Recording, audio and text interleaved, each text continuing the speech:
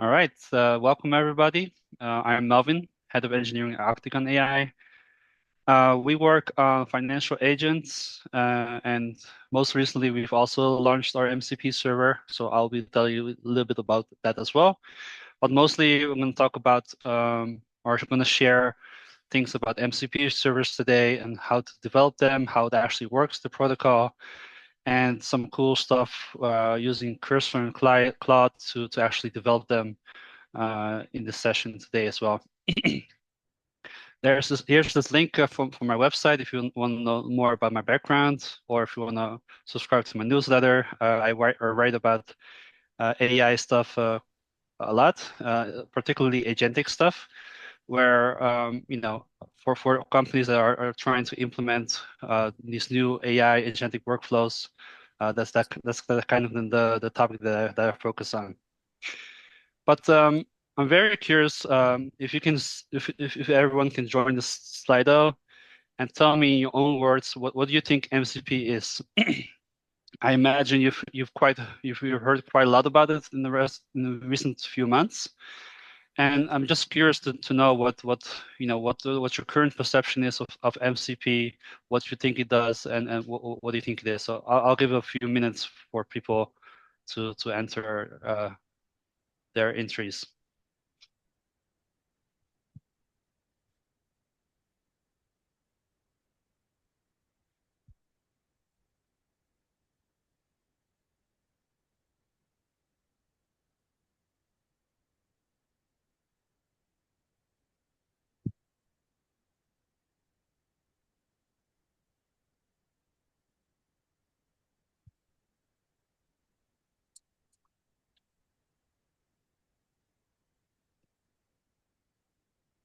Is the Slido working for you guys? Oh yeah, here it comes.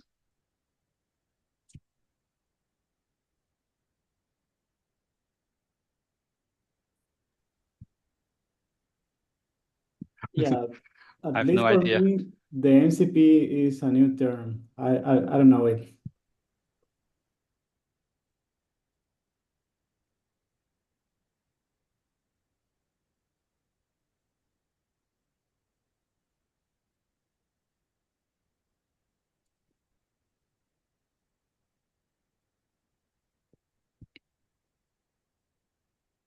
Yeah, it stands Yeah. for Model Context Protocol, so that's definitely correct.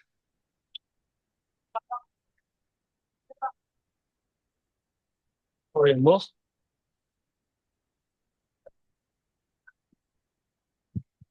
Sorry.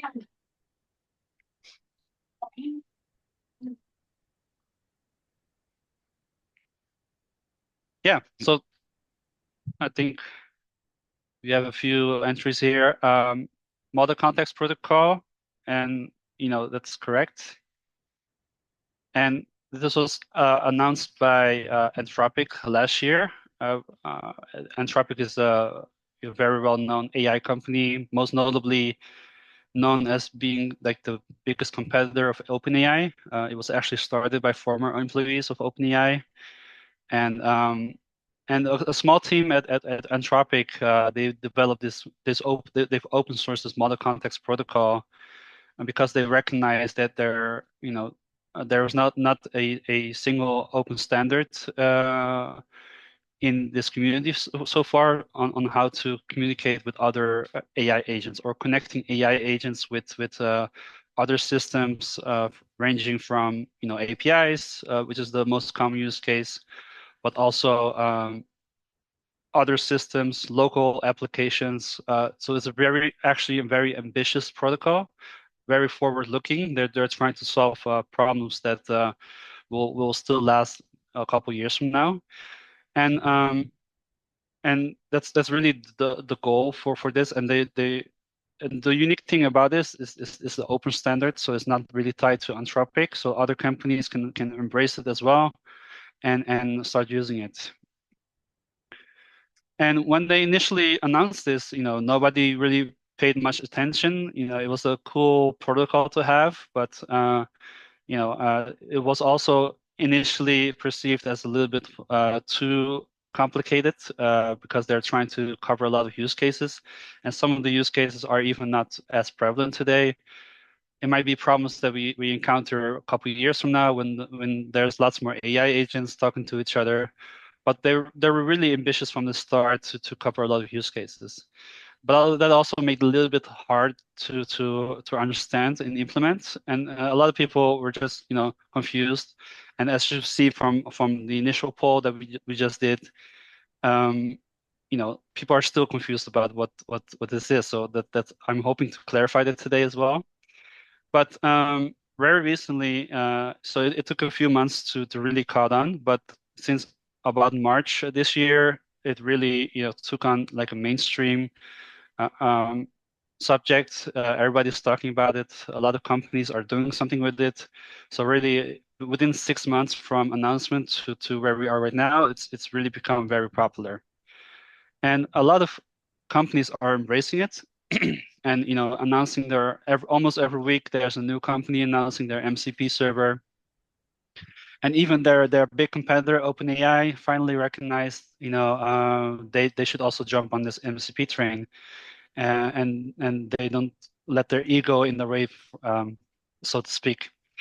And big companies like Google, Microsoft, they're launching MCP models. Zapier is just a very cool use case because the unique thing about Zapier is that they have like a lot of connectors to all kinds of services.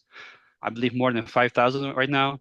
So you can use your MCP to talk to almost any other app right now through Zapier. And you can use Figma as well. Like you can use it for design. So it's really versatile and almost applicable to any kind of use case.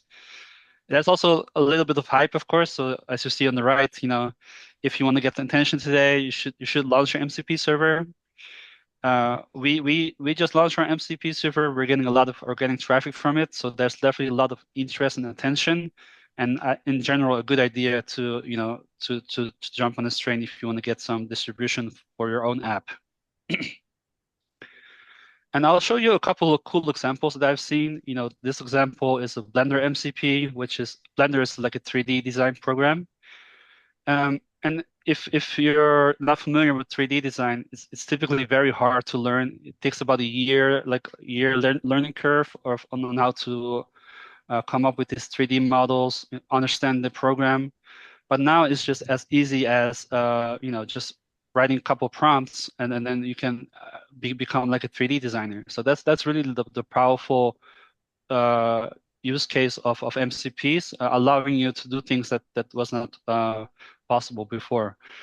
And here on the left, you see Claude being the client, and on the right is Blender, the native application that you're talking to. And it's also bidirectional. So Claude can also read the scene, understand what's currently out there, and then send instructions to modify it. So it's really like bidirectional communication that's happening, which is a little bit more sophisticated than your regular API calls. Next example, everybody here probably uses WhatsApp, and if you want to outsource sending messages to your mom to MCP, that's also possible. And it's just a very fun use case, of course, but a lot of businesses do rely on WhatsApp for the business as well. So you can also imagine like marketing campaigns that you can manage on WhatsApp, or doing some sort of like chat support agent for WhatsApp by using MCP protocol. Another funny example is people even go as far as ordering food with MCP, so that's also possible. In this case, MCP is actually controlling the web browser, and that by itself just opens up a lot of use cases. Any website is actually usable with MCP right now, so you can also imagine like all the different possibilities and use cases that you could do for like any web-based application. You can for enterprise examples, you can think of like complicated SaaS that you want to automate with MCP.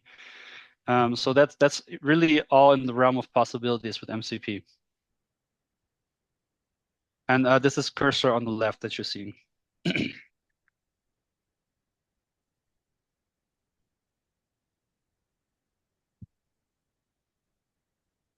So what we launched about a month ago is actually an investment research MCP. So we feed in like financial research data, that the data really hard to find online. But then investment firms or investors can use this data to gauge which potential companies are worth investing in.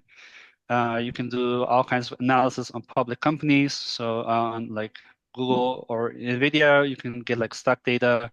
We do analysis on like SEC filings, transcripts from earnings calls, and we've built about 13 agents that you can talk to just by using Claude or ChatGPT.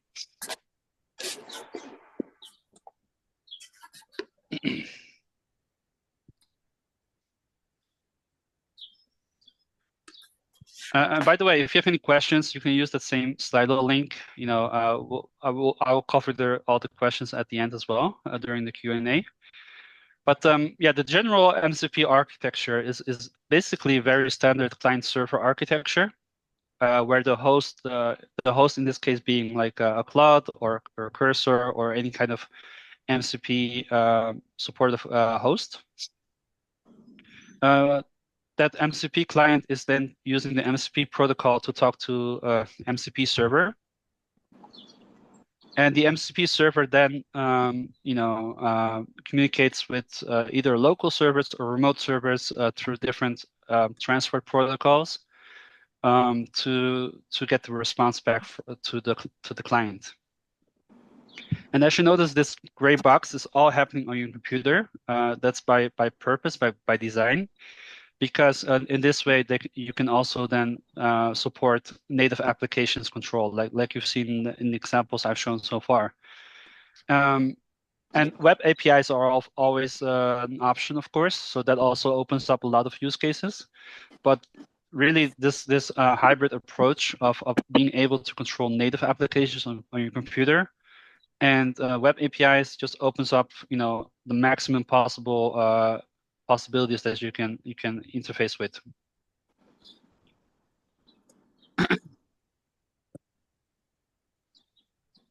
But client server architecture is nothing special. Of course, we've had it for many years, and that's also the biggest critique for MCP. Like people are saying, it's just the API wrapper. API is the biggest use case, and it is supported, so it's not entirely untrue. But as you've seen, you can also use for native applications. So that's not the covered in this, right? It's not an API wrapper just per se. It's basically in any kind of system wrapper. And also the client server architecture is, it is a good architecture for a reason, and a very versatile architecture. Almost the entire internet is based on that concept. So I think it's really good foundation and also really good and smart from MCP to have chosen that as the foundation for their protocol. But so why not use like regular APIs? You could, as a developer, you can always you implement APIs for anything. So in that regard, MCP is nothing special. So what makes MCP really special, right? What makes it what makes it possible that wasn't possible before? And I think these three benefits that MCP really shines in is in this standardized tool discovery. So it doesn't need to have access to like your API documentation or understand a lot about your business to start using it.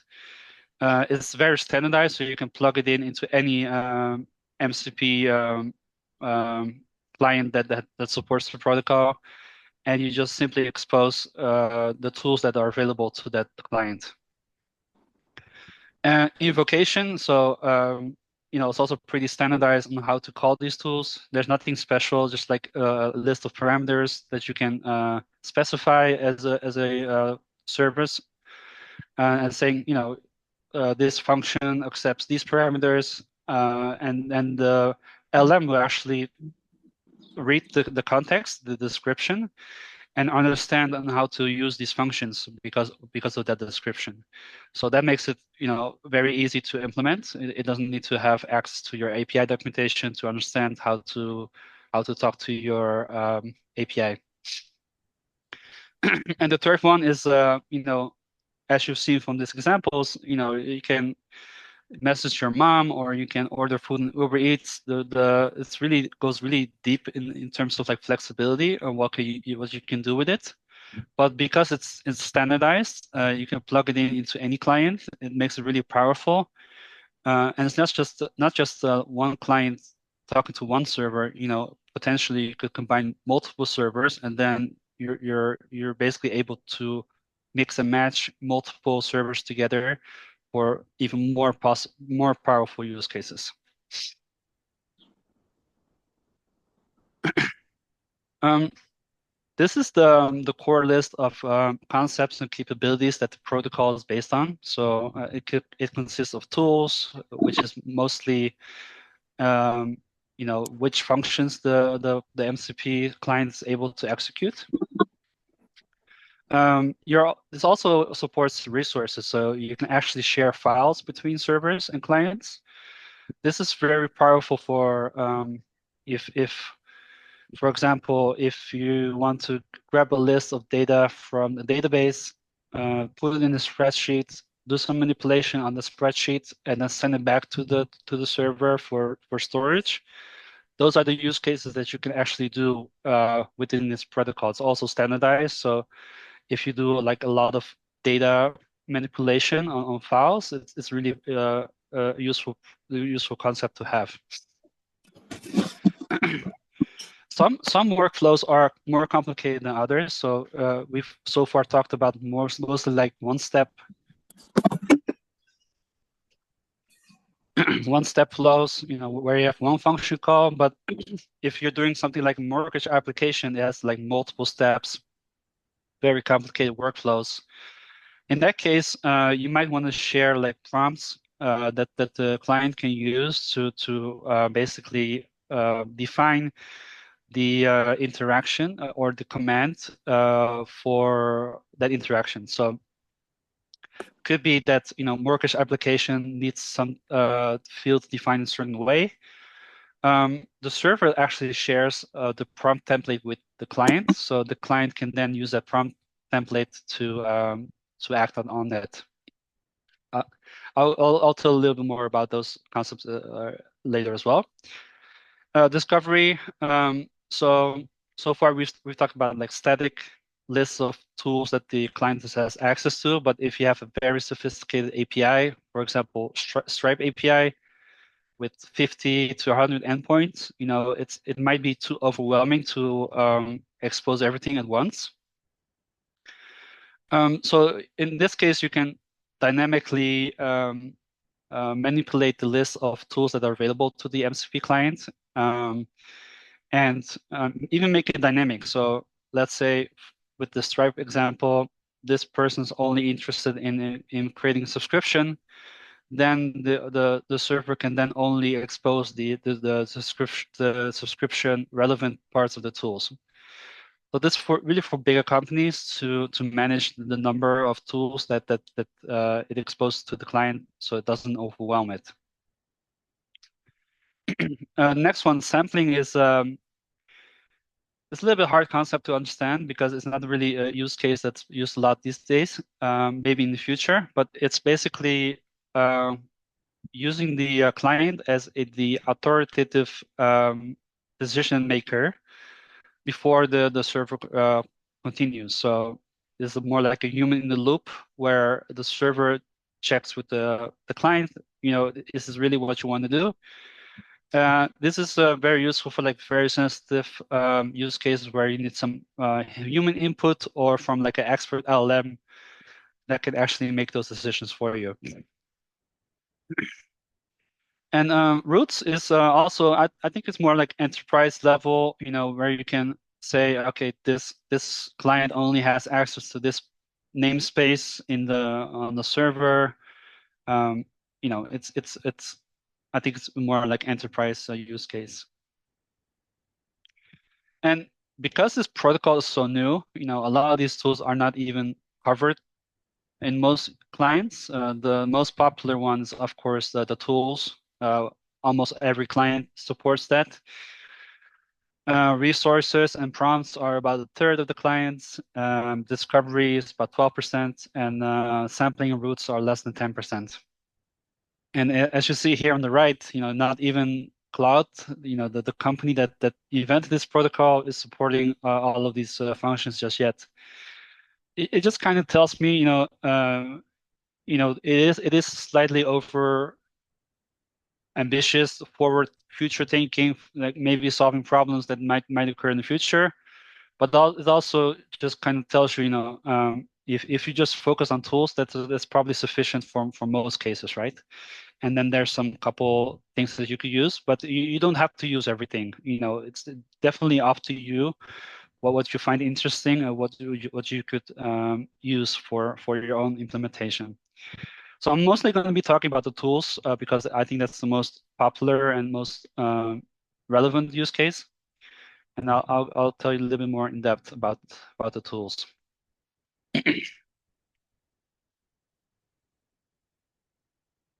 So this is the definition for a tool to kind of tell the client what the tool is about. It has a name, of course, a description. And the description is really important because a client, this is the only information they're getting. They don't have access to your API docs. So this is really all it's using to base their decision on which tool to use. So imagine you get, as a client, you're getting like a list of tools with descriptions. It will then use those descriptions to pick the right tool for you to start using. The input schema is basically how you define the input parameters for that tool. So basically telling the client, all right, I accept these parameters. It should be a JSON or an array or an integer. Really, very basic, just like documenting what kind of parameters it accepts. Annotations are also useful. I don't use them a lot personally, but it's, if you have like a destructive tool, you kind of want to tell the client about that, right? So if your tool's deleting stuff or removing stuff, you can use these annotations to make sure that the user actually sees like a confirmation message to make sure that they actually want to do that.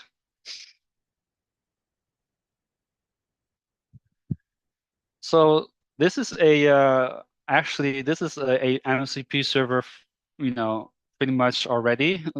Just a few lines of code. The first one is just initializing the server, and then we create a tool. We tell the client which tool is available. In this case, there's just one tool of creating a GitHub issue. So the name is very straightforward. Description, in this case, you could add as many more explanation as you need to make it very clear what to use. The input schema, what it expects is also straightforward. It's just an object with a title and body labels for the GitHub issue. And when the client actually decides to use the tool, then it will just call this request handler at the end, and it's just all like TypeScript or Python. You can write anything there to actually make that API call. So that you can program anything in there to make that happen actually. So in this case, you will probably use the GitHub API to create the issue. This is really all there is to the MCP. It will get like a list of tools, and then it will actually execute those tools within the MCP server.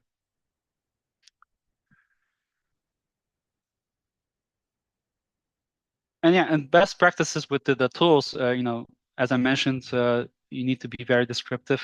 You need to detail the JSON schema. It would be good to also share some examples on when to use which tool. You need to handle error handling and focus all those tools. It's ideally you don't have like a big function that does everything. You can allow the client to pick and choose which tools to use, so it can actually operate or make those decisions itself, in terms of what order to use those tools in. And timeouts is also a thing. Some agents or systems take a lot longer, like a couple minutes, and you have to keep that in mind as well, because a lot of these clients, they have like safe timeouts, mostly around 30 seconds. So if it doesn't happen within 30 seconds, it just times out. And luckily, there are some design patterns that you can use for long running jobs. In this example, the fire crawl MCP is a very popular MCP to do scraping jobs on the internet. And of course, these scraping jobs can take a couple minutes or even longer. So the design pattern that this MCP is using is basically returning a crawl job ID almost immediately. And then the MCP client can then use a check status function to see if the job has finished or not. So this is a way for you to kind of work around those timeouts if you have like long running jobs, and you should be able to use that as well.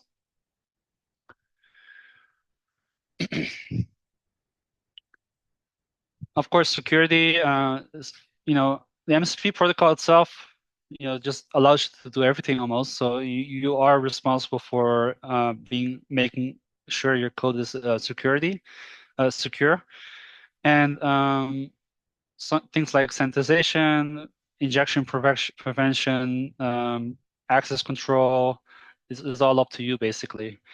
And in in practice, if you're using like a lot of third-party MCPs, there's like this real security risk of they're swapping out the MCP server all of a sudden, and then putting it to malicious use. But those are all concerns that we had before about using third-party software, so that's not nothing new. What is new, however, giving a lot of power to AI is not always the best thing. This was something that made the news last week, where the research team at Anthropic, they discovered that the AI was trying to contact the press, contact regulators, try to lock you out of the systems, because it was thinking that this person was trying to harm humanity. So obviously you don't want that to happen to you, and so you have to be careful on like what you give access to this AI, because you can just make up, if you give it the access, it can just execute all those things on behalf of itself. And so it's really important to have like control checks in place to make sure it doesn't do wild things like this.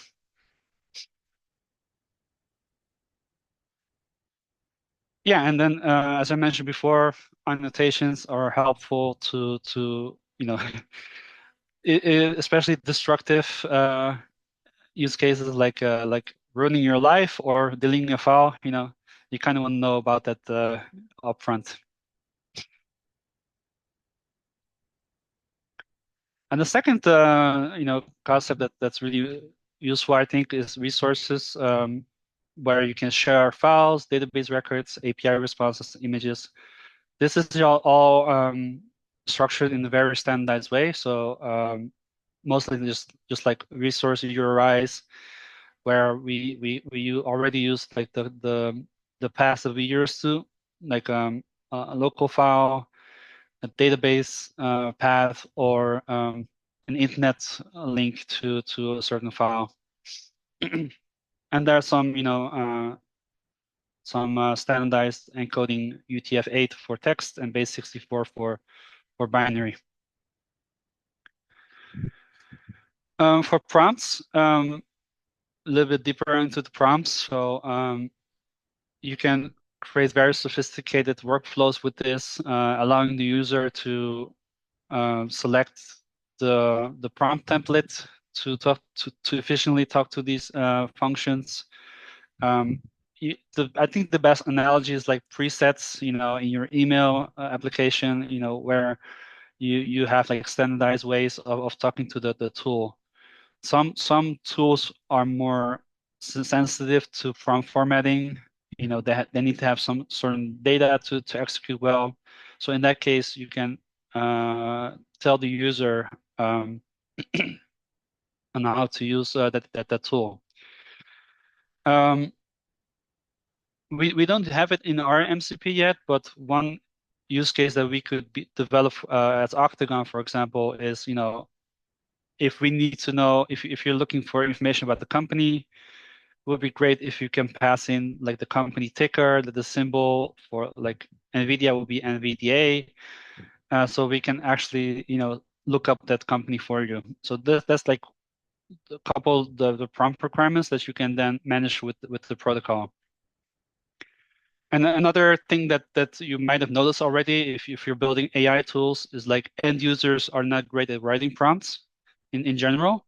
So this also helps you provide like a better user experience where they can just select the number of the prompts that they should be using. This this can also be very dynamic, so it can be static or dynamic based on the conversation so far. So it can be as sophisticated and complicated as you want.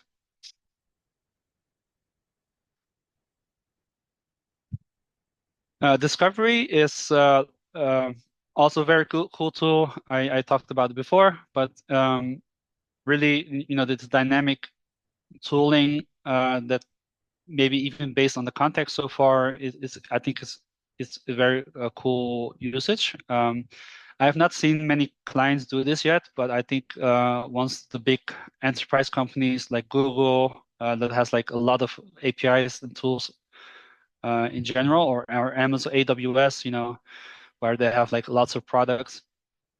You can imagine like AWS having like a one single MCP server, but then using like a S3, like big categories of things you want to do, and then dynamically changing the list based on that.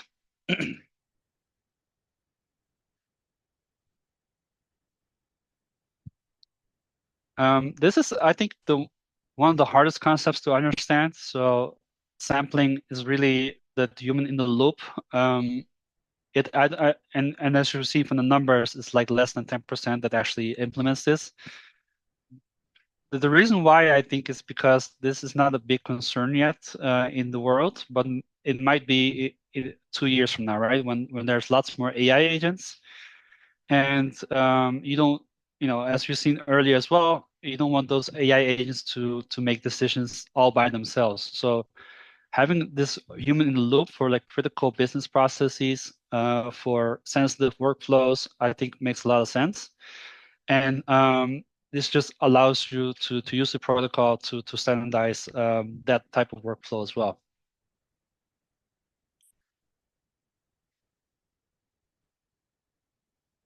And lastly, I think this roots thing is uh, you know very good thing to have for enterprise level. If you're a small startup or small company, you probably don't need to worry about this one. But if you do have namespace clients, for example, if you have like a multi-tenant SaaS application, and each client can only access their own server or their own workspace, then this is a good way to kind of make sure that they can only access their own stuff.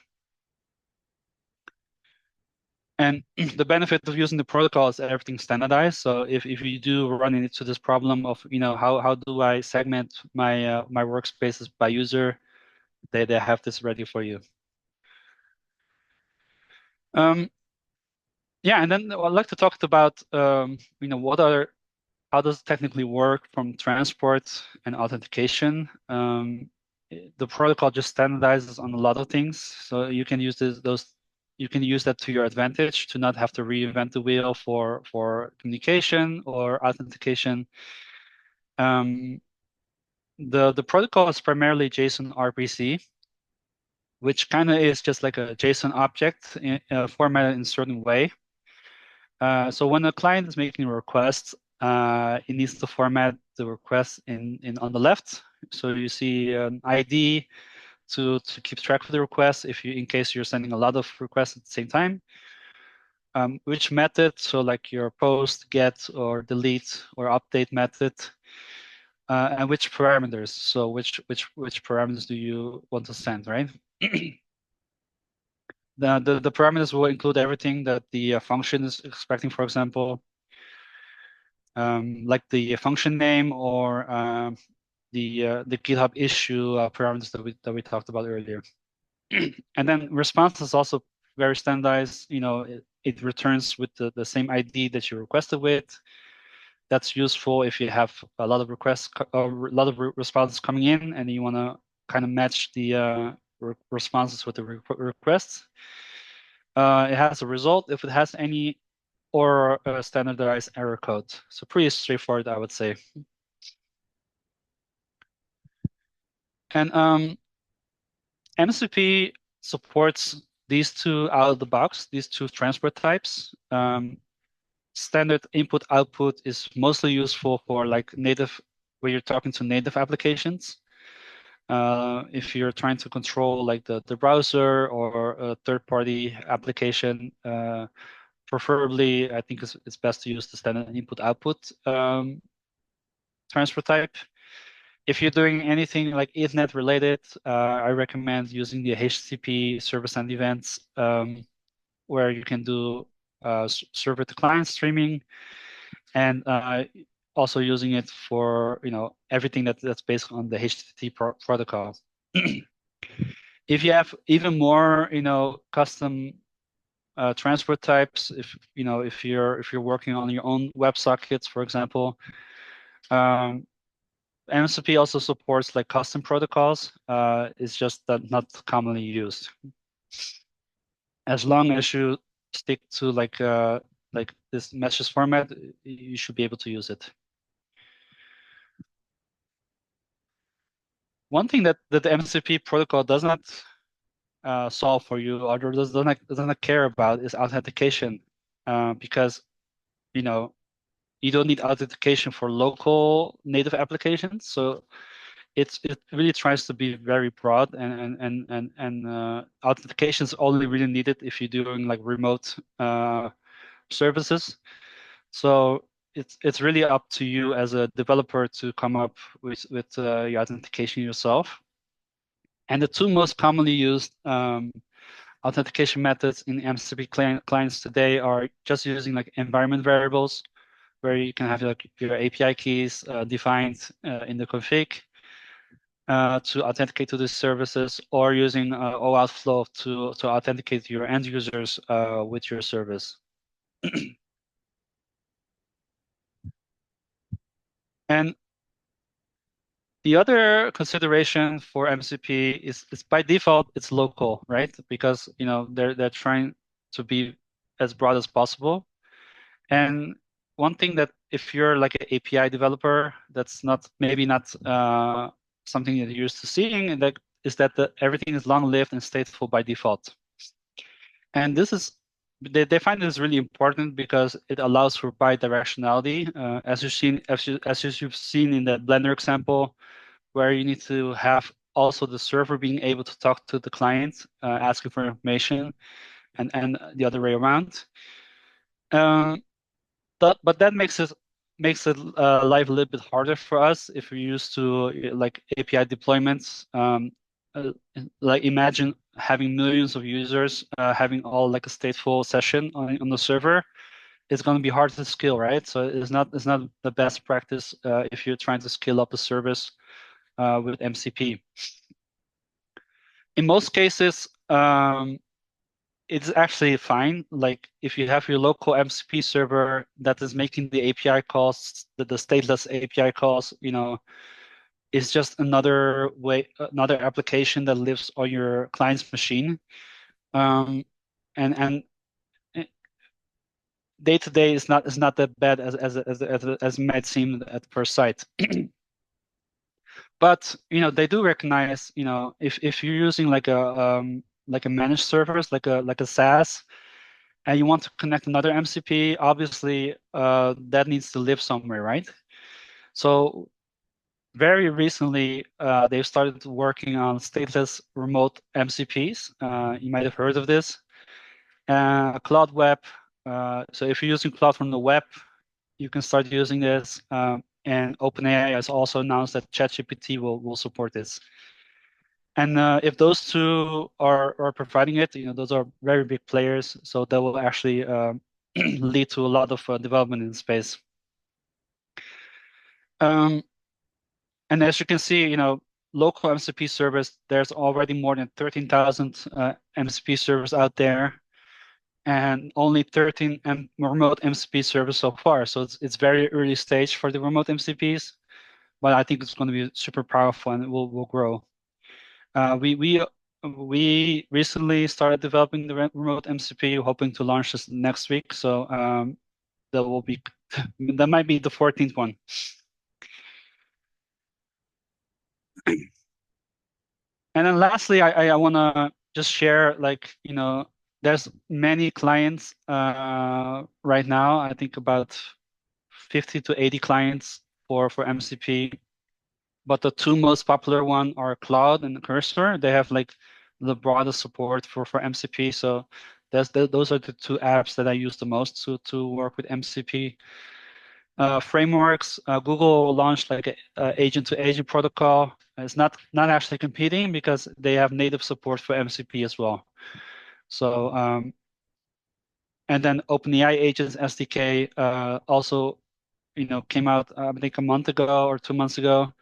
They also added MCP support. So what that means for those frameworks is that they have like a plug and play ability to instantly use those MCP agents, MCP servers to start using all those possibilities.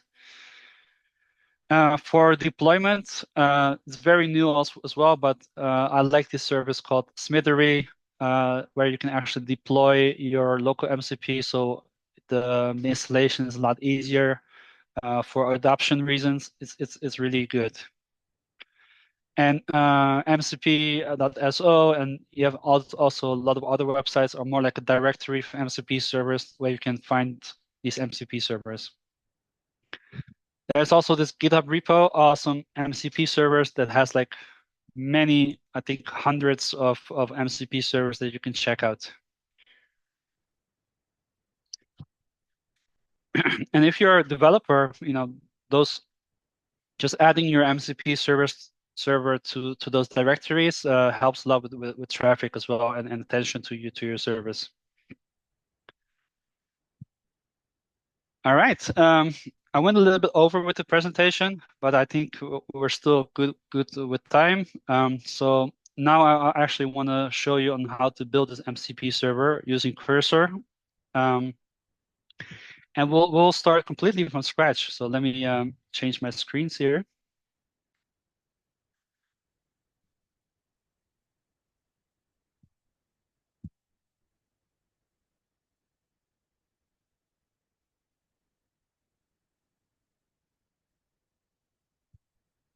Can you see this?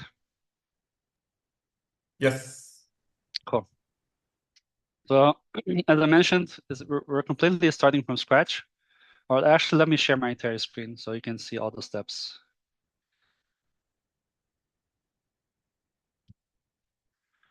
So we're starting from scratch. Let me just clear this out. And this is Cursor. I use this day to day. There are other apps out there like Windsurf, lots of other assistants, but I think Cursor is pretty powerful and very useful. You also have GitHub Copilot that's being used a lot. But I'll show you what Cursor can do within just a few minutes. Let me close this.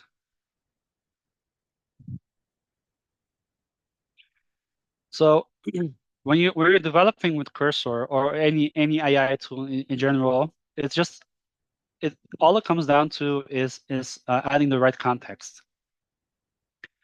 And because all these technologies are super new, a lot of these models are not even trained on these tools. So when a new protocol comes out, you cannot expect the model to know about it right away, and they're often, months or years outdated. So that kind of actually makes it hard to use like new technologies, like older, more proven technologies like React, Python. It's able to do that really well out of the box, but like for very new stuff, you actually have to feed in the context. And what's emerging in this community is you know there's this concept of calling like LLMs a text file, which makes it easier for AI to digest the information from the website. It's kind of like robots.txt, but for LLMs specifically, and just basically has everything in one markdown file. So this is the model context protocol documentation. It has multiple different pages. But if you had to paste everything one by one, is going to be very cumbersome. So a lot of times, what's starting to happen is these companies are publishing LLMs text files, which is basically one big markdown file that has everything your AI needs to know about this protocol. So you can literally copy paste this link into Cursor, and then it knows everything about MCP. And then we want to build a server in TypeScript. So I just need to feed in the context about the TypeScript SDK for MCP. So I'm just gonna take the raw link here as well and add it as another link. And in this example, I'll just use our Octagon API because I know that the best. But you can use any API that also uh, publishes this LLMs standard. We also publish one here, and so just to quickly show you, like these are the agents that we support. So these will have to show up as tools in the MCP. But you don't have to read all that these days. You just copy paste the link. This contains everything that the LM should know about your API. So that's the context, and then we need to add some instructions as well. I already prepared something yesterday. Or this one.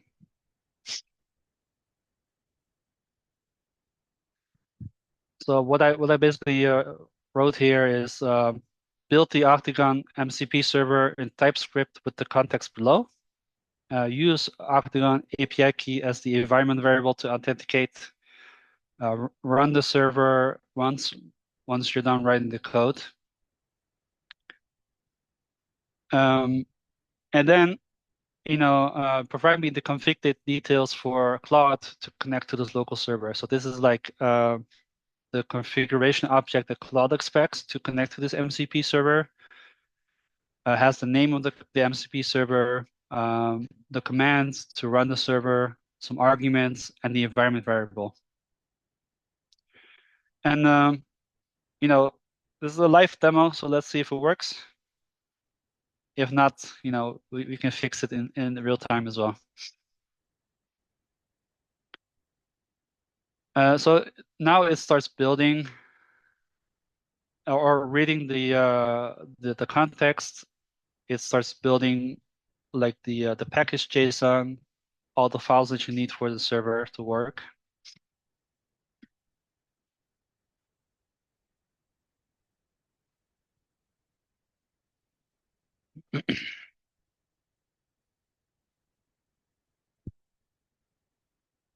Created this TypeScript config, and now it's actually working on the index.ts file, which has the entire MCP server.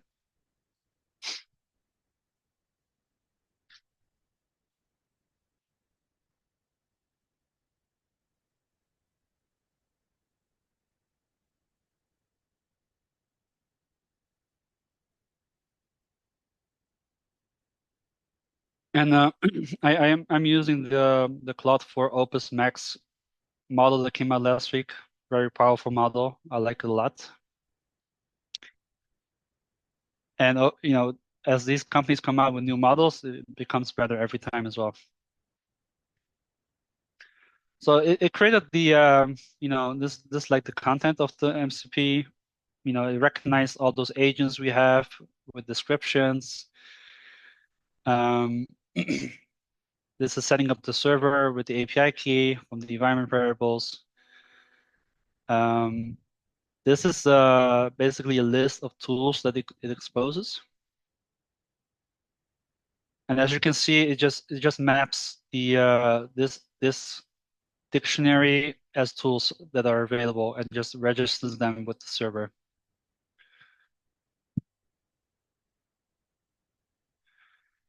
Um, and then this is the execution part of it. So here it's asking, which tool you're using, and then the API endpoint. So this is the it read from our LLMs.txt instruction on how to structure this in a format that our API understands. So this is really the execution part of it, and then just makes the API call and then returns the response. And that's pretty much it. So less than 200 lines of code, you have your MCP server running with our specific API.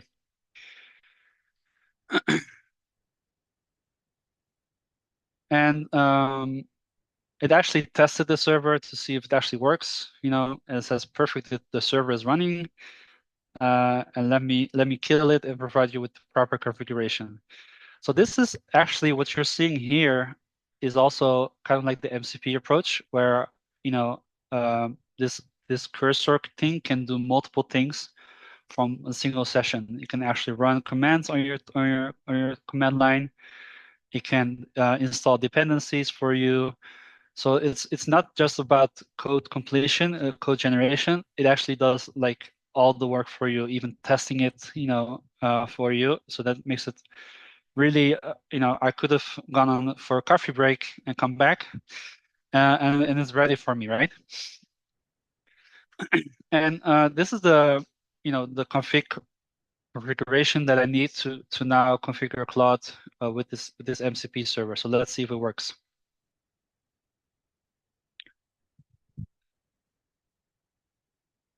Go into settings.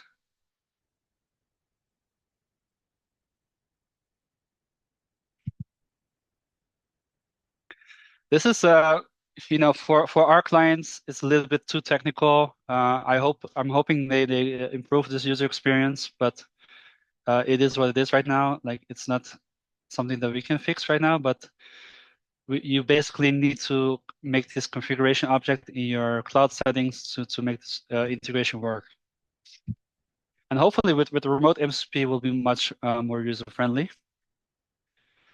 Let me also copy my Octagon API key and enter it here. So right now we have this is defining the MCP server by name that will show up in the interface as well. The command is called note. This is the location of my server that we just built in Cursor. And then it's using this API key as an environment variable. So just need to save that, restart cloud, because it's not, unfortunately, not real time. But it should appear now. Let's see if it worked. Yeah, it shows up Octagon MCP server with 13 clients. So that's pretty impressive because 2 months ago when I built our first MCP server, it actually took me a couple of days to make this work. So we did this in a matter of like 15 minutes. And now the end user can actually use this MCP. So let's ask a question about the company. Can you share the stock price of NVIDIA for the past 30 days and display it in interactive chart.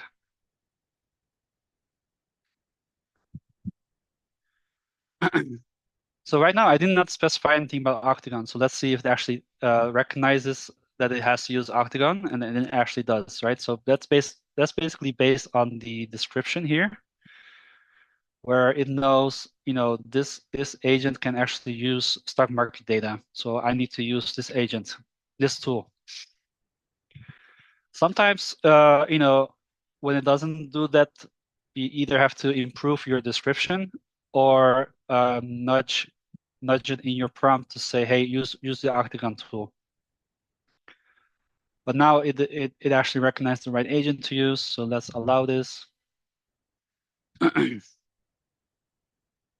And at this point, it's actually trying to make the API call. Yeah, and it worked. So our API responded with all the stock information for the past 30 days. And it made a mistake here. So it knows like I received market cap data, but I need the actual stock price data. So it rewrote the prompt to use, it actually kind of did the web research right now. So let's stop that. Only use Octagon stock data agent for these lookups. And then we can turn off the web search. So it only uses our MCP tool.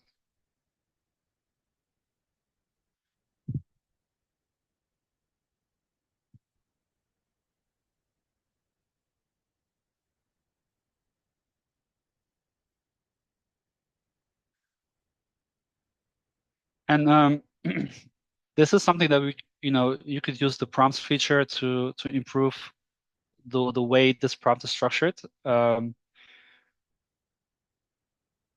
And sometimes it works, sometimes it doesn't understand like what you're trying to do based on these keywords. So it needs to have like a better way of communicating prompt. And what Claude is doing is actually, if it recognizes it doesn't get the right data, it will try to rewrite the prompt to actually get the data it needs. So, it said, this API is not returning the stock data, but it does return the market cap data. So let's use the market cap data instead for the chart.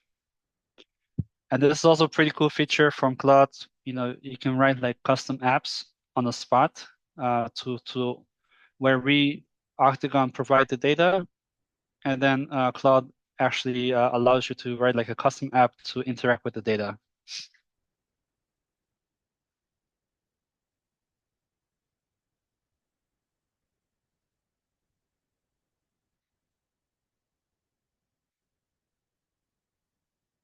So um, yeah, so this is the oh, it does have the price. So I'm not sure why it was complaining, but this is like an interactive chart.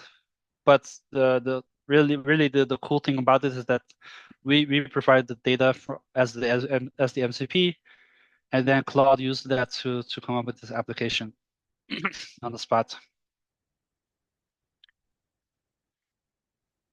Um, yeah, and this is pretty much the um,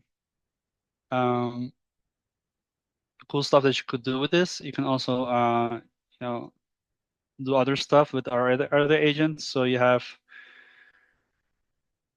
SEC agents, so you can say, augment this dashboard with some insights from the SEC about critical information about NVIDIA that I should know about as an investor.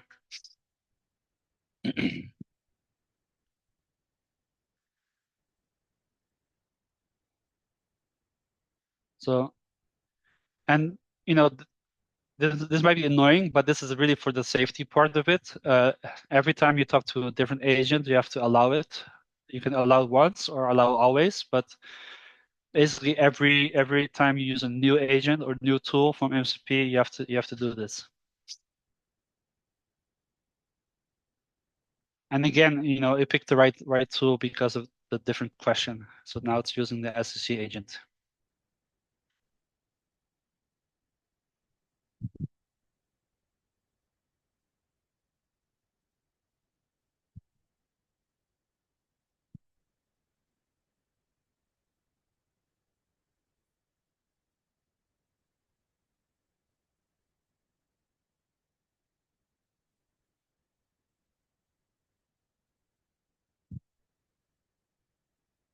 Taking a while because this particular query is actually doing a reg lookup with our transcript embeddings, so it's not as fast as the other one. But it did get a response. So it came back with information about NVIDIA from the recent SEC filings, and also we provide like a link to the actual source. And now it's actually like more follow-up questions. So, this can keep going on, and Claude can actually use this, to do like a really sophisticated analysis that a financial analyst will be able to do.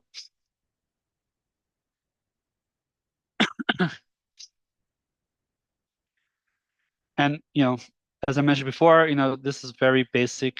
Our actual MCP description looks a little bit more complicated, where we share a lot more examples. How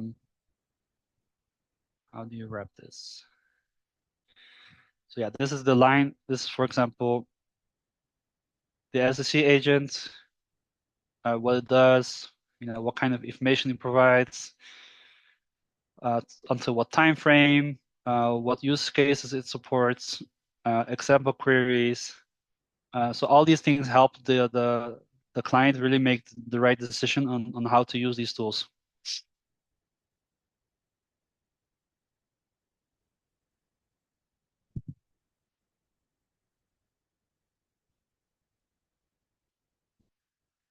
And as a business, we provide a certain amount of free credits, but if as soon as you run out of credits, the API will start responding with like, now you need to sign up for a pay plan at Octagon.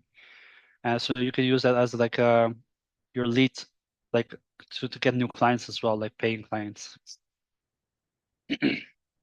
Yeah, and then it updated our dashboard with things it found from the SEC filings as well, like things to look out for when you're trying to buy NVIDIA.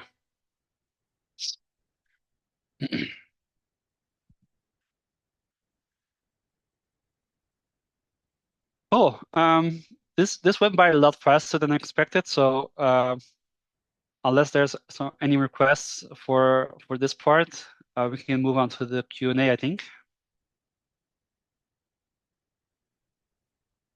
Does that sound good, Sergio? Yes, absolutely. All right.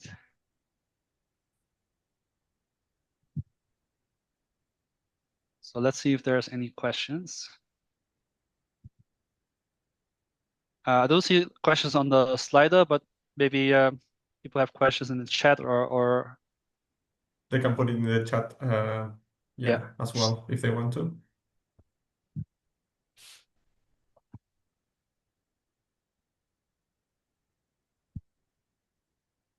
Is there maybe anything else that I can show you from MCP side or the cloud side?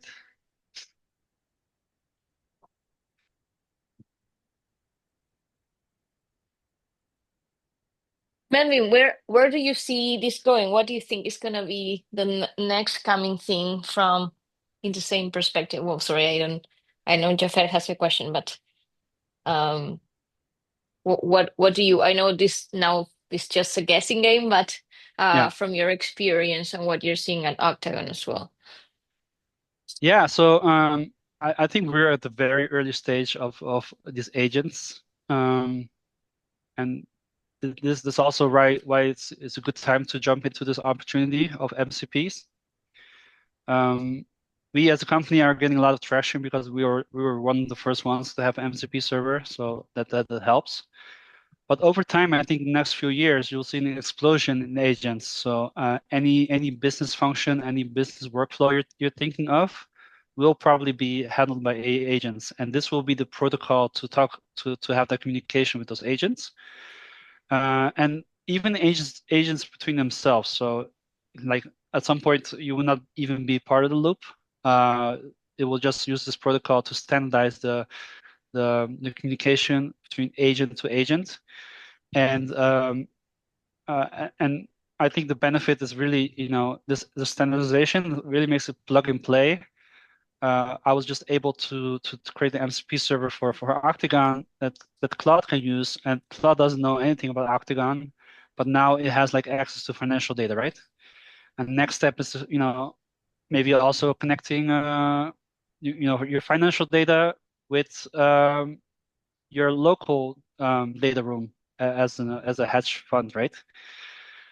And then you can combine different data sources to make the best investment decisions. So really, this interplay of between agents that can talk to each other, different systems, will be really powerful. Super.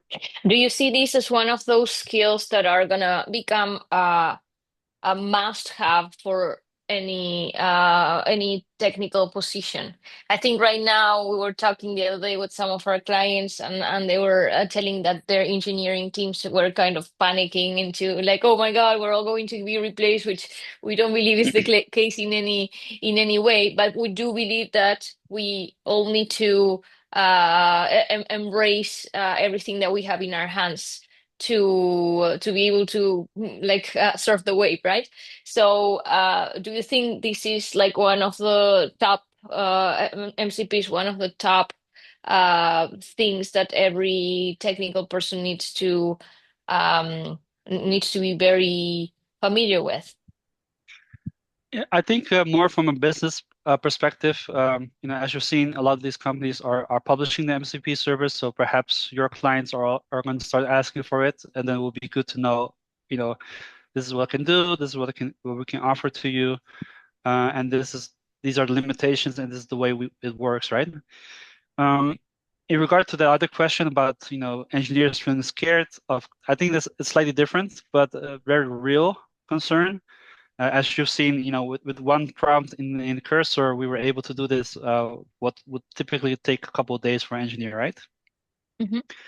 And you can consider this from both ways. It could be scary. You could be thinking, this is going to replace me, or you can see this as like a way to really increase your productivity, and that's the kind of way I'm leaning more towards.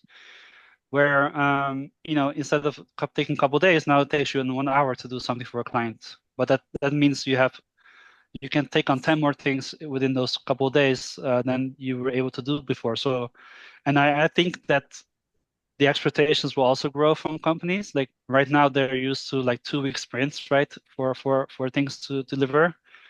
But within our company, we're really looking at 1-day sprints. Like, Mm-hmm. let's do this and have it ready by tomorrow. It's already very feasible, right?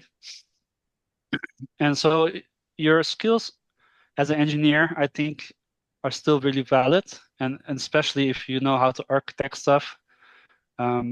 It's not there yet for like non-technical users. It is coming with the vibe coding tools, right?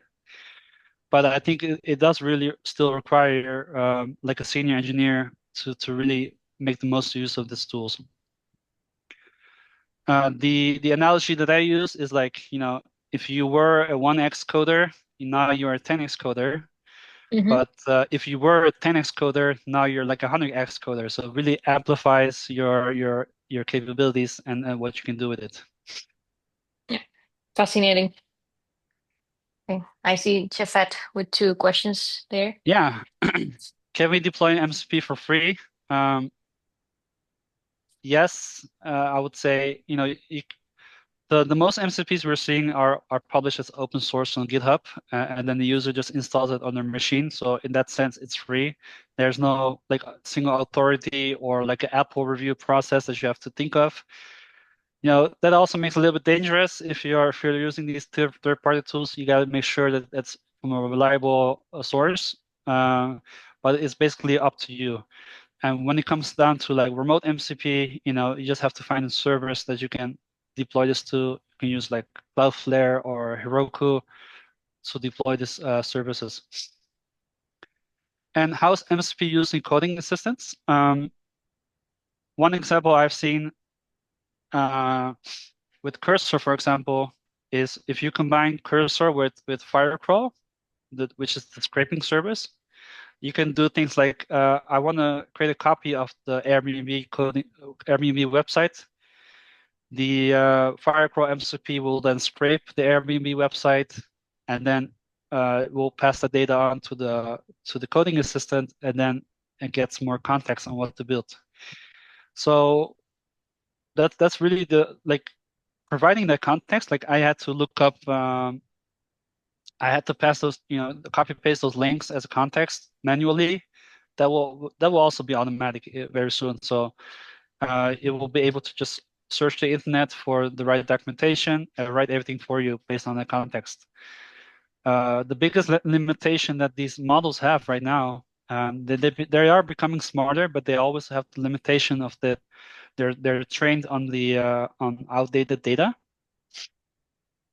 So any new framework that comes out like this week, it's not gonna do well with us. But combined with MCP and being able to search the internet for the documentation itself, it basically solves that problem.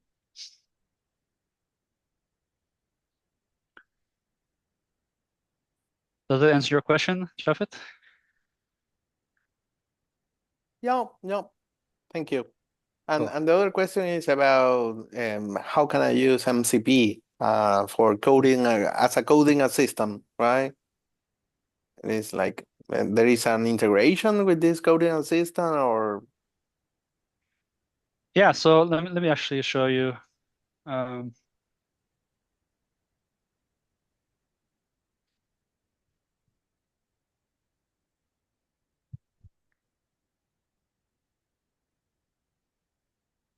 So this is the MCP server I was talking about, which allows you to scrape any website.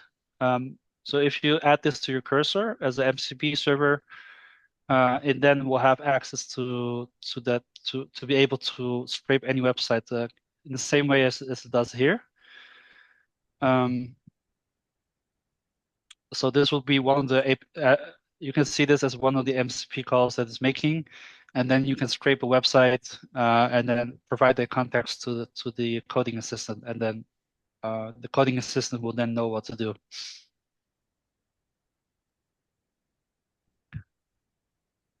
nice, nice. And the last one for me, sorry. Uh, and in the same page or on Julia's question, um, how can you see an engineer can take because I can see here like authentication API. There is still an engineer needed here to interact all these pieces together, right? And maybe another engineer to deploy and maintain these MCP servers. Um, how other engineers are you see that is needed for this technology? To be honest, a lot less, but it's kind of the same question indeed. It's you can do a lot more with one person. Um, so, but I think it's the way you sell that to clients. You're just faster. You're able to do more stuff. Like a common trade-off with traditional engineering that we did many years before. It's like maybe you don't always write the test because that takes up a lot of time, and then maybe the client doesn't want to pay for that. But now because you're doing the main work so much faster. Now you can actually afford to write more tests, right? And that test writing can also be automated. So I see it more. You're building a lot more in the same time, and you can offer better products to your clients, right? And I still think you need an engineer to know what questions to ask or what things to look out for. I think you need that skill, but it's more moving towards like architect level, where you're basically telling the coding system what to build, and you're basically almost like writing Jira tickets, right? And then sending it off to the coding assistant. So really, Right. we're almost already there, where you're more about making the technical decisions rather than writing the code yourself. Mm. Yeah. Oh. Yeah, but at least I know the API guy, a security guy, let's say a product manager to handle all the requests that you needed. Maybe the QA testing, I don't know, the backend engineer with that to handle all the APIs. Yeah, there is a lot of people that you need to open, let's say, an MCP team in your company, right? Yeah, I think you still need a few people, maybe not as much as before, but you'll just be able to do a lot of things faster and better. Mm-hmm. Yeah, faster and better. That's the word. Yeah. Yeah, we were discussing the other day of like shifting from what's gonna happen like to what with all these tools available, what can't I do now? Because it's really the possibilities are have expanded so much, right? So if you even for organizations, if you start thinking of like some leaders are saying, do we still need staff? I think you do. You still need a big engineering team anyway. It's just a matter of shifting the question. Like, imagine all the problems your organization had before that you were not able to resolve for lack of time, resources, whatever was missing, and now you have all this extra army of technology ready to help you. So I think this is actually going to expedite the way we do businesses, and the quality is going to improve. But just shifting and getting used to all of it that is progressing so fast is an interesting ride in itself. Yeah, and I think the right mindset is just to embrace it and try to learn as much as you can and get very handy with this coding assistant, Yeah. rather than being scared of it and saying, it will never replace us. It will probably replace the current work that you're doing, but it will also open up a lot of opportunities for you. Like you will able to do a lot more. Yeah. Nice. I think there's a question from Carlos too. How expensive is to hold a server, even if hosted on a local machine, and it requires a cost for use Claude and Octagon. Yeah, so it's not. I don't think it's like very specific to MCP. It's basically just like a server call, API call. It's not that by itself. It's not that much more expensive. What becomes expensive is like all these LLM calls. You have to have like a subscription for Claude to use it. Octagon, we use LLMs on our end that we have to pay for. So those are the things that kind of increase the cost. But other than that, it's just like simple server calls that's almost not negligible in terms of cost. And there's no like big arbitrator for MCP, right? So you don't have to ask permission to deploy a server. Any server on the internet can host a MCP server. So that's basically the consideration you need to have for the cost. Like it's basically all your existing business expenses already.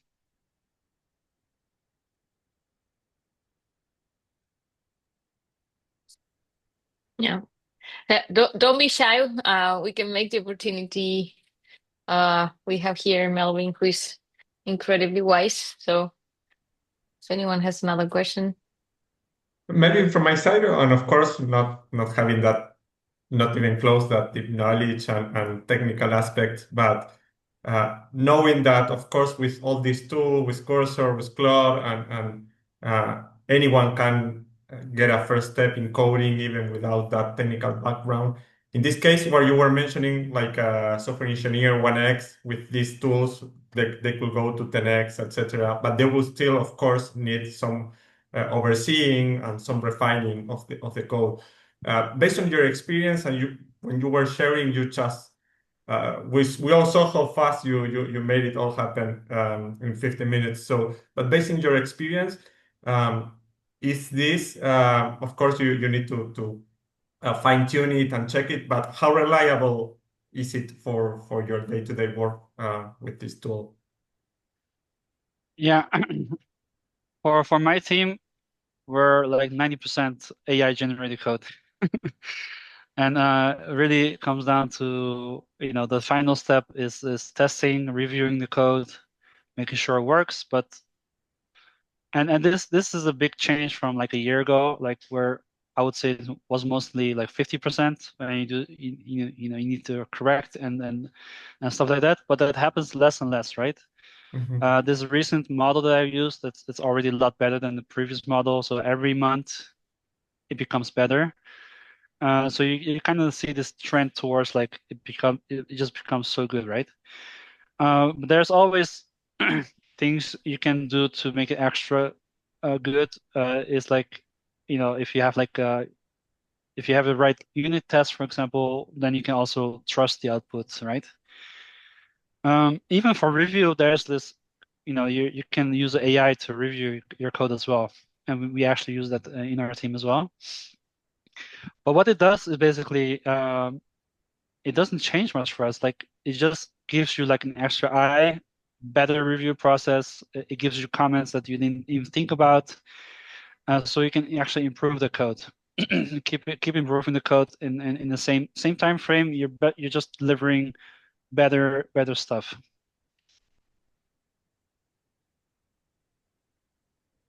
Super. And another question on a business perspective is, from your experience, what would be some KPIs organizations can use for the usage of AI? Because the other day we were talking with one of our developers, and that's something that everyone was kind of uncertain of, and it is in fact a tricky matter, right?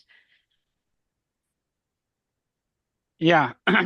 I think the smart businesses embrace it. So, and they actually expect everybody to use AI. Shopify, for example, recently implemented this process where you don't get any new headcount. Like you cannot hire more employees if you haven't proven that you cannot do the same with AI, right?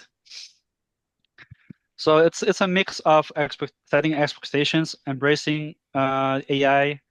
There are still companies out there that of course forbid every usage of AI. They don't trust it at all, and I think those companies will be left behind pretty soon. But if you're a smart company, you embrace it. You actually teach your people to use it, and encourage your engineers to use it. So I think the wrong way to see this is like a cheating tool.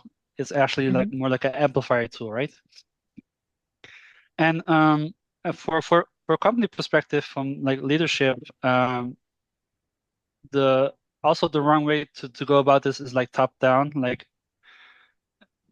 it's also natural to acknowledge the feelings that people are scared, and you kind of have to take those feelings into consideration as well, and kind of like allowing them a space to experiment, to feel, but ultimately becoming better with AI.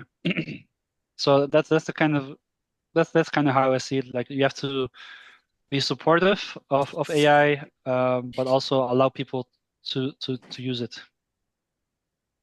Yes, but from a metric perspective, how do you do in your team, for example, to measure how much? Because it's hard to measure it in productivity when we still haven't gotten like a quantified way of measuring AI yet. So, how are there any? And maybe the question is like there's nothing defined yet, right? But what would be some interesting metrics to pay attention to that you envision smart businesses to consider in the future, for saying, well, you are at the maximum of your agentic development, and yeah, we need to expand the team, for example.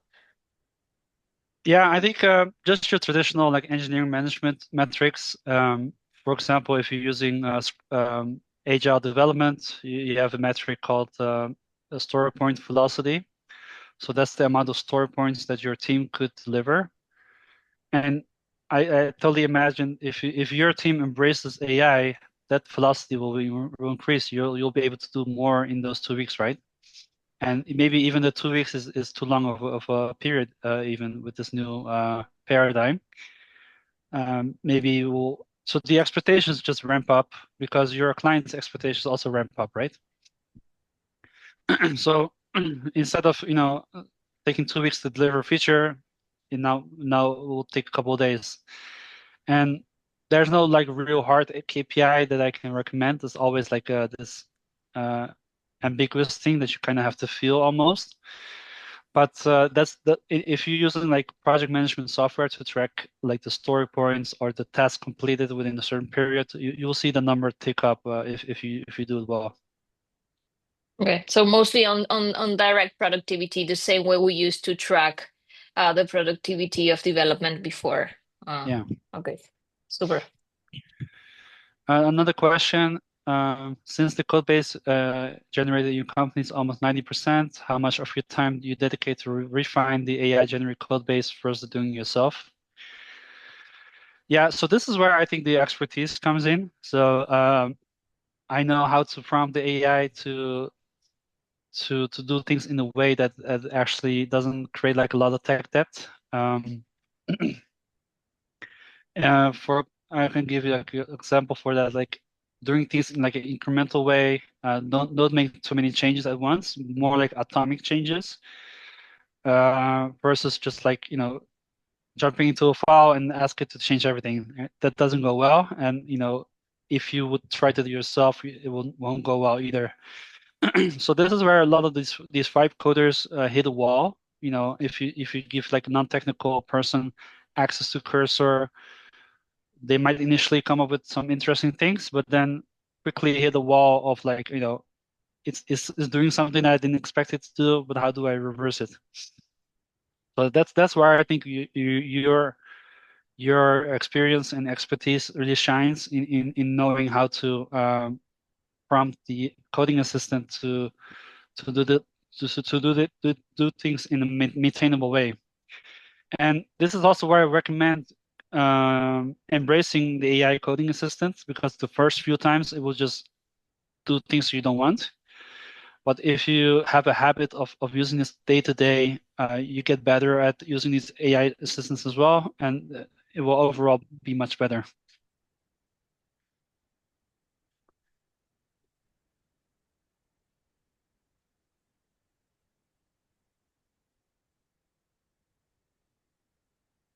Any more questions?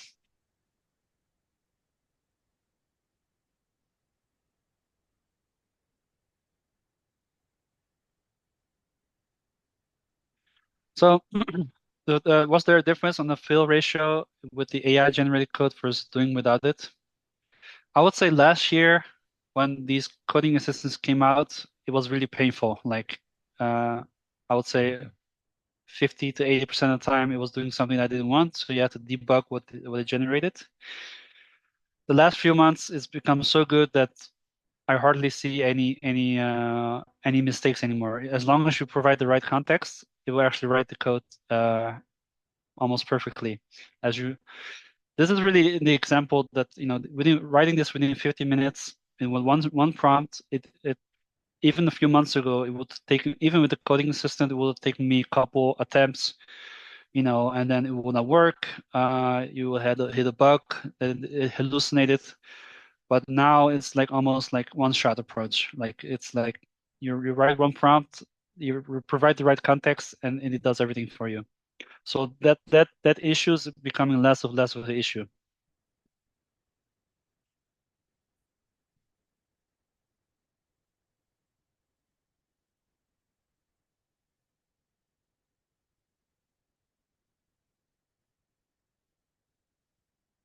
And maybe you guys can tell me if what you've done so far to adopt AI, or how are you guys using AI so far in your organization? You mean in South Geeks or within each of the clients' projects? Yeah, both. Okay, so I think on South Geeks, from a perspective of training everyone on technical rules, we are just starting a journey, and our ideal is to be able to help everyone getting upgraded and getting as much advantage from these tools as possible, and helping catching up, which we believe now that we should have been doing more. So that's what we are in this process now. From a staff perspective, we just started like 2-3 months ago.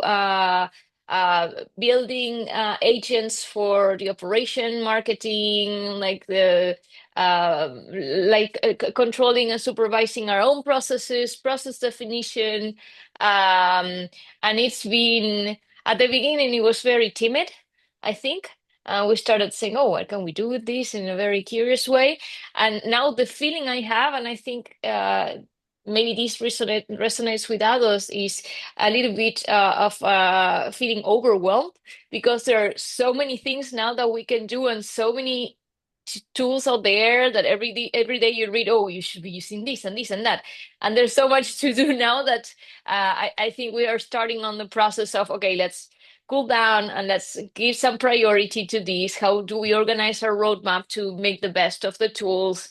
And also for us, it's very important to increase efficiency without losing quality. So we have, for example, very silly, but we have a GPT that helps our potential clients and your clients estimate quotes for projects, and we started seeing some hallucination there. So it was like, okay, let's cool down, let's train this properly, and let's go back in the force where we can make sure that that things are done properly. So I think it's a journey similar to what other organizations are going through on different stages, right? Like curiosity, and then like trying to eat the world, and then just like, okay, let's let's break it down. And I don't know if I see Barbie, Sergio, Vale, if you see it different from a staff perspective, or if you've been experiencing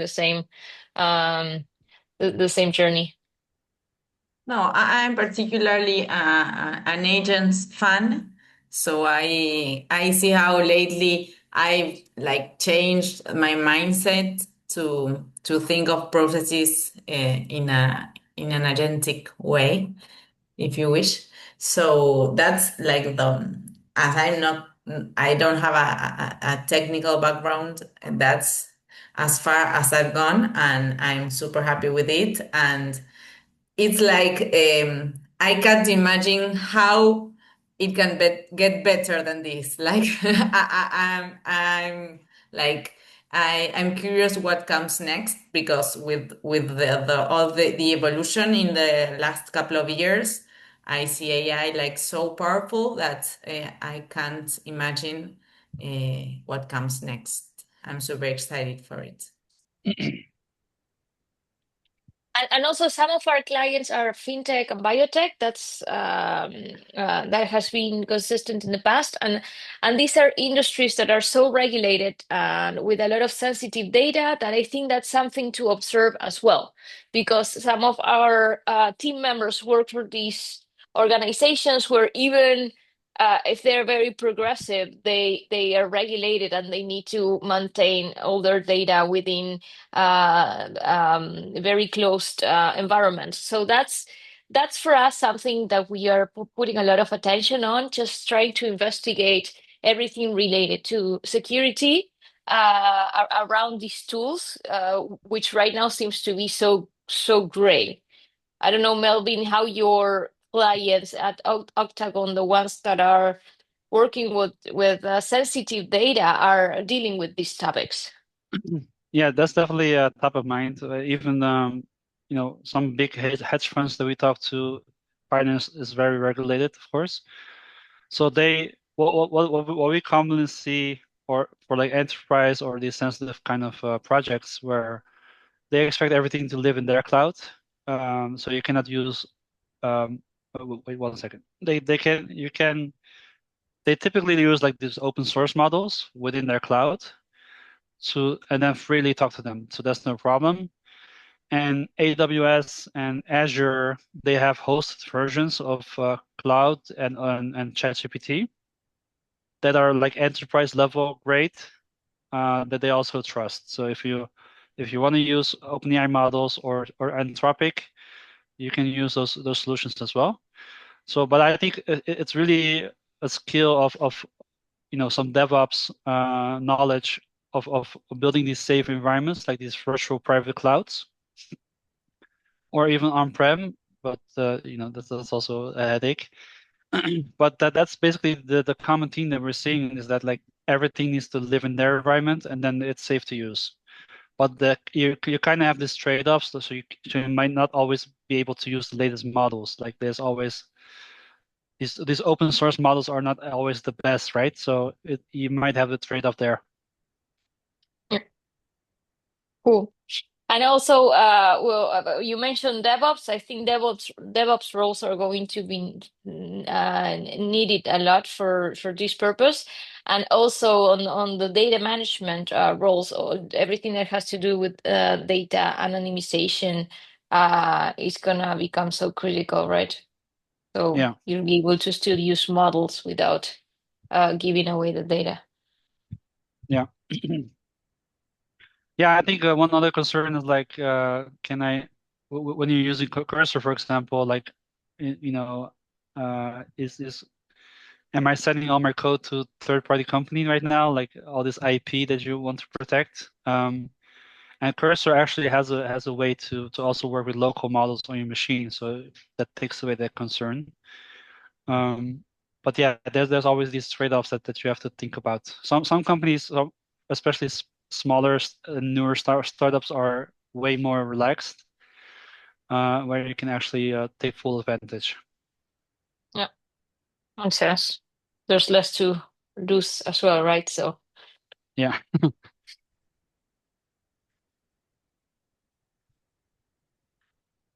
okay. Any other question?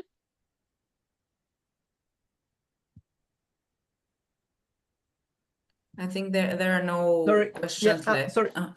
Okay. No, go ahead. Yes, sorry. Sorry. Okay. Yeah. Just one which is maybe related to the same topic. For example, if we do whatever integration, which also do some publication, we don't have the right control of where it takes maybe the whole data, and whoever else also use the same tool and are in the same industry and tries to do a similar publication, maybe it's a hot topic or something like that. How could it be the response for the or the responsibility for using the same data or something? Who will be the ones who will own this? Who is the ones who publish this using as the bot companies are using the same tool and so on? You get my point? Not entirely. So what kind of publications are you talking about?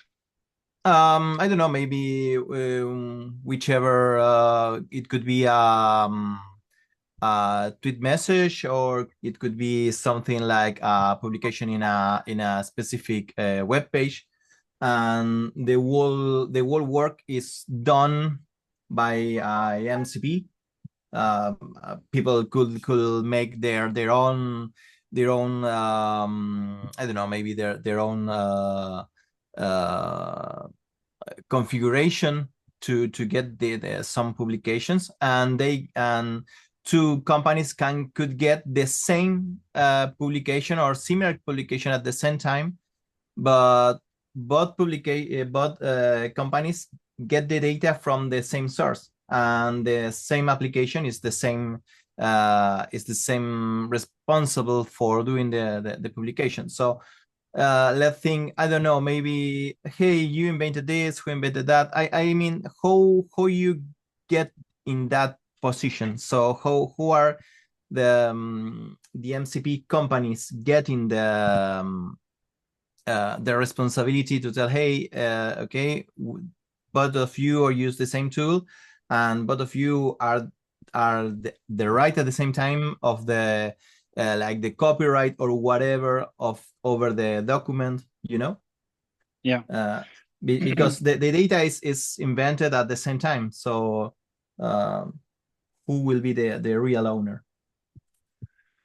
Yeah, I think that's more like a theoretical Yeah. question as well. Like who owns the data? Like what data is it trained on? And with the copyright issues, I think it's still up for debate, even for like these big companies like OpenAI. Mhm.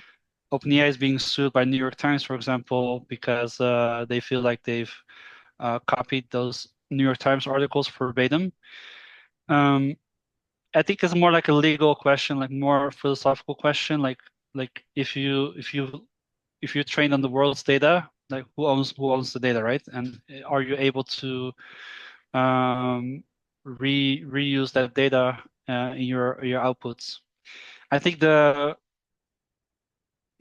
example, the European Union is much more strict on that. They if you are an API company in the EU, you are required to disclose your sources, and that you have the right to index those sources, right? But that also kind of sets EU on a path that they cannot keep up with these American companies that don't have this restriction. So there's definitely a trade-off. Like if you try to do everything the right way, you will also probably fall behind because China and in the US probably don't care about those things. So it's really more like a maybe even political question, like how do we solve this as a society? And if we solve it, for example, the EU really cares about it, but nobody else cares about it, then those other players will probably go ahead.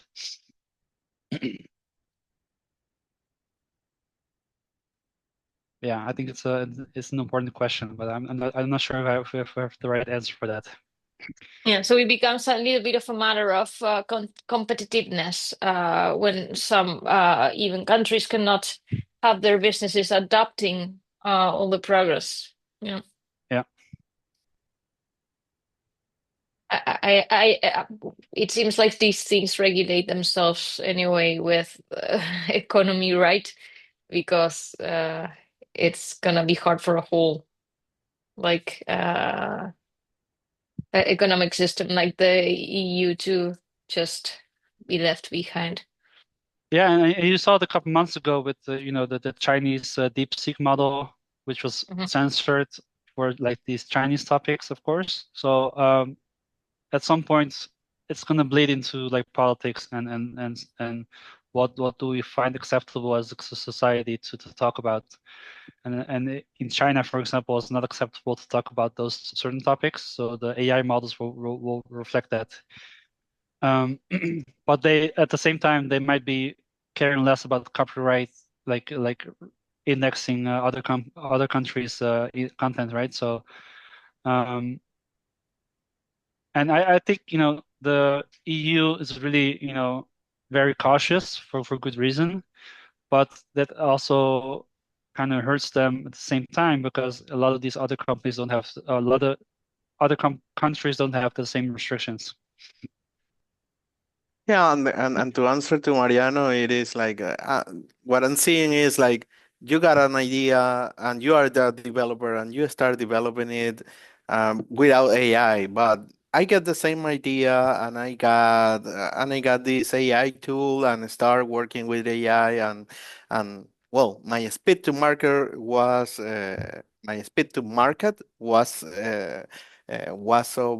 so faster than you that you try to develop in the right way. I don't know if AI is developing the application in the right way, but I can deliver the application faster than you or faster than any other developer.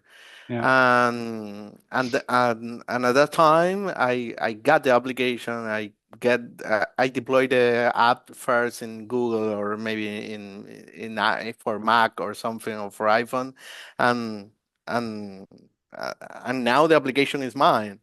Maybe it was your idea, or maybe we got the same idea at the same time, but the speak to market for me was easier and faster than you. Yeah. It's also like how much can you get away with, like as long as you're not being sued. Legal risk. I think you can do a lot these days. Then there is the other philosophical question about if AI is programming better than you as a developer. But yeah, if you architecture your application in a right way, maybe using AI you could get it. Yeah, especially for code, you have all these licenses, MIT license, LGPL license. And I don't think any of these models really care about that. They just train on everything, and you might be using like licensed code in the output from those assistants, right? But kind of what I'm seeing is like that subject is so difficult to trace back or to make sense of. Is just people just do it anyways, and they see how far away they can get with it.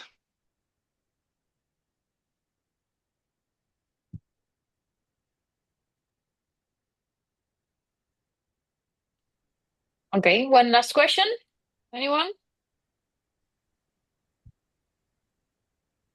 No? Well, Melvin, thank you so much for presenting this topic. We will continue working on figuring out what skills we need to work on and continue the training. But it's been fantastic to just get this first overview, and for me, it's been very clear and great to see the examples as well. So thank you so much. Yeah, I hope it was helpful. I'll also share the slides with Sergio, so he can share with you guys. And yeah, it was a lot of fun to put this together. Thanks so much. And we'll share Thank you, the recording Melvin. as well. See you. Yeah. Thanks everyone for joining. And thanks for joining. Thank you. Bye. Take Thank you, care. everyone. Thank you. Thank you, Thank you. Melvin. Thank you. Bye-bye. Bye-bye. Bye. Appreciate. Bye. Bye-bye.